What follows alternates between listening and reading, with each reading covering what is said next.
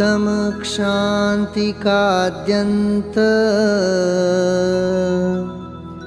ब्रह्मचर्य सुलक्षणम् स्थापय दशधा धर्मम् उत्तमं जिनभाषितम्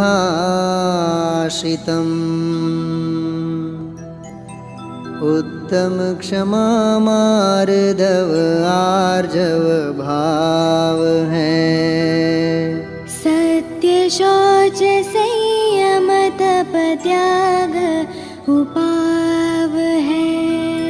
आकिंचन ब्रह्मचर्य धर्म दश सार है चहु गति